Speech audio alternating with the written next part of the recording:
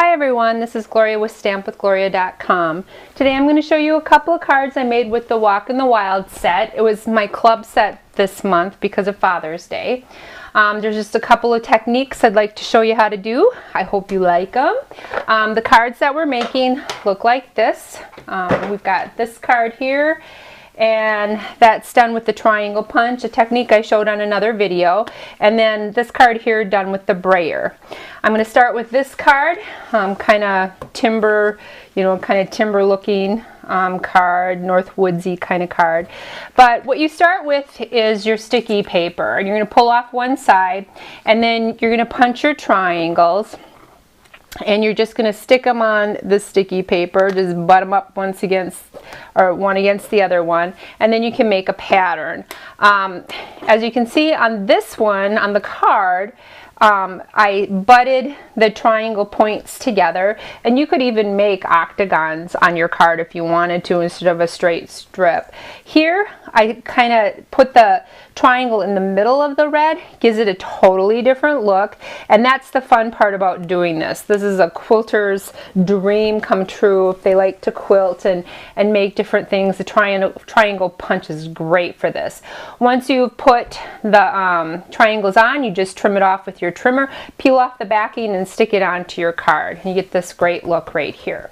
So that's the first card. The second card I'm going to show you is a brayer technique. Okay, so I'm going to bray this whole scene with the brayer. I'm not going to clean the brayer in between. Might go a little fast. You can just reverse and watch it again if I go too fast. But this is how we get this look. You're going to start out with a piece of white paper. Our white paper is a smooth paper, so there's no texture on this paper. On this kind of paper, there's a texture. It's kind of bumpy, the colored paper, so you always want to use that smooth texture when you're doing this brayer technique. And the first thing I'm going to do is I'm going to take my moose and I'm going to ink him up, and I'm going to stamp him with StazOn ink. So we'll ink him up and we'll stamp him right in the middle, or well, on the side here, because we want room for a sentiment eventually.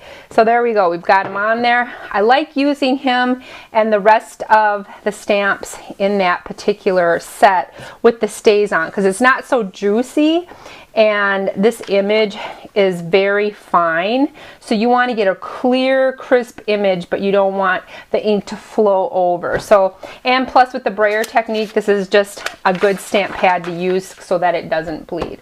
Okay, then I made a mask. What I did is I basically stamped on a piece of pad here, cut it off. You want thin paper for your mask.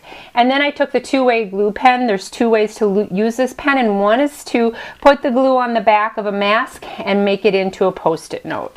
So that's what I did. So I'm going to lay him on, and I'm going to stick him onto the image. There we go. Oop, it's got a post-it, oop, piece of hair in there. Oh, got a little something going on there. That's okay. Don't worry, we'll fix it. Okay, so the first thing I'm going to do is use Para-Pizzazz. I don't need a lot of Para-Pizzazz to start this, so I'm only going to ink up half the brayer. I'm going to start off the paper, and then I'm going to roll onto the paper, off and then on. So you want to keep moving the brayer. You want to lift the brayer up and down to get the whole circumference of the brayer, and then you're just going to roll back and forth to blend. I'm going to do it one more time because I want it kind of intense on the bottom, but we're going to add some other things to make it look kind of cool. So there's my brayer. He's pretty clean after rolling all that ink off. And then the next thing I'm going to do is I'm going to use some soft sky. Again, I'm going to take the edge and I'm going to pull that color onto my brayer. But this time I'm going to flip the card, okay? So I flip the card and I'm blending that soft sky into the edge of that green there. So let's flip it and blend it. So now the edge isn't so harsh. It's starting to soften up a bit, okay?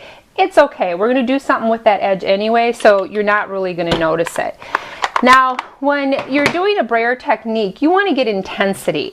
So to do that, it's usually a good idea to use more than one color. So I use the soft sky for the intensity of the lake, and then I'm going to use the Marina Mist to pull in some more color. I want that a little bit softer on the edge, so I'm going to start off and then I'm just going to bray it in. There we go. Now I've softened that edge a bit. That's what I wanted. Very nice. Good. So we soften that edge up. And then I'm going to take crushed curry. We're going to finish it up with crushed curry.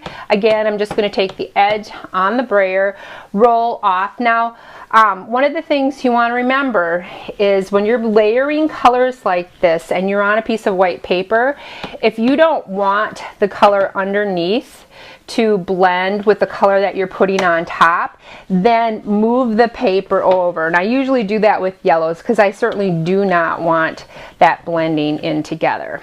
Okay, so now once you get to that point, I would like to put in, like right here we've got like a mountain range or trees on the other side of the lake, whatever you want to call it, and then trees over here where he's standing. So we want to kind of blend that all in, make that look good.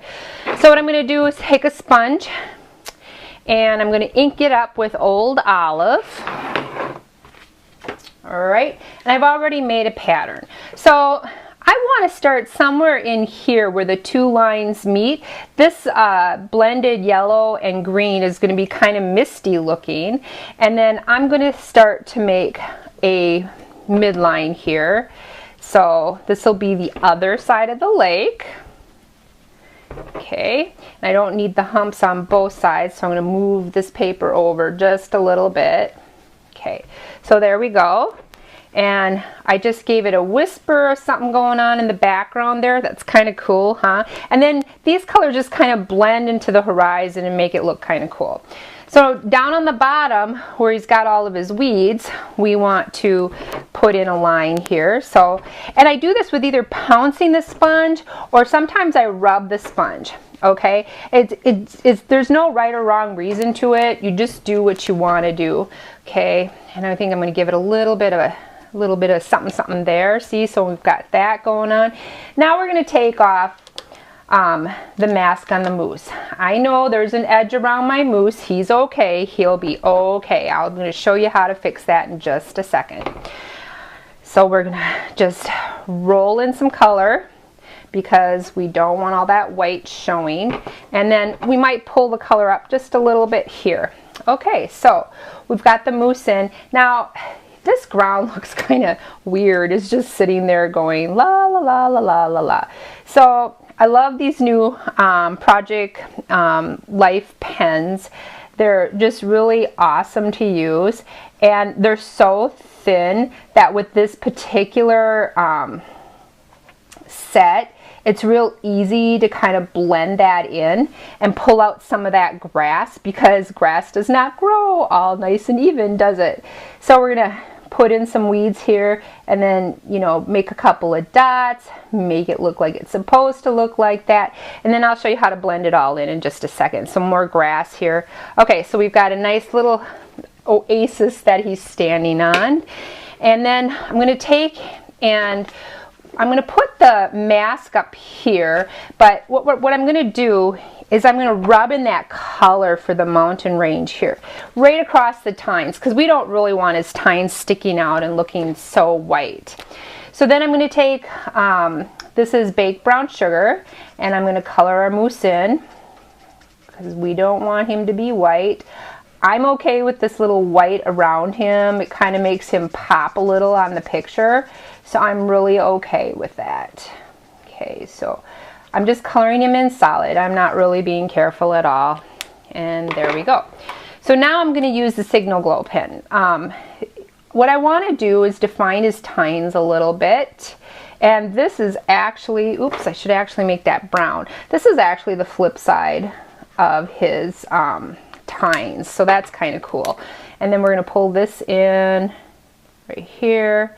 Good. We're going to outline them just a little bit. I'm going to show you how to soften that and take away some negative edges to make it pop a little bit more. So we'll go around the edge here. And then the cool thing about Stampin' Up! Stuff is there's already lines in there for us to follow. So I'm going to take the blender pen. Now see, if I pull the color off him right here, this blender pen is just pulling it off, okay?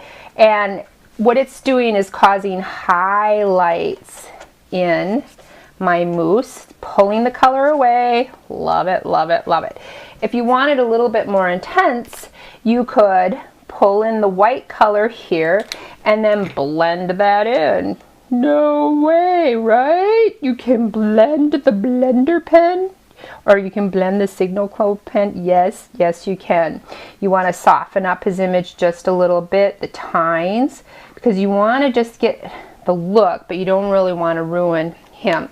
Now the piece de resistance, we want to put a sun in, so we're going to use a dauber, and we're going to more intense on top, not so intense on the bottom. Okay, a little bit lighter on the bottom. It'll give you some depth. See, isn't that cool?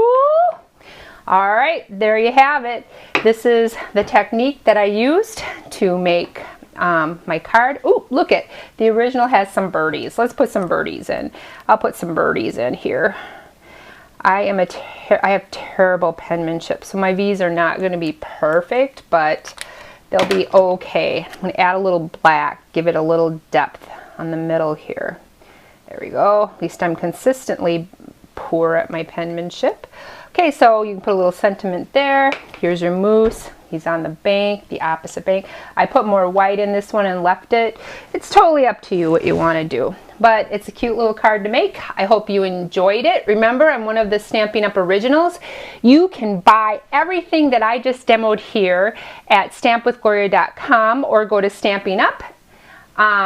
The Stampin' Up! Website and put Gloria Helmbrecht as your demonstrator and buy all of these wonderful things to make this card. Thank you. Have a great day.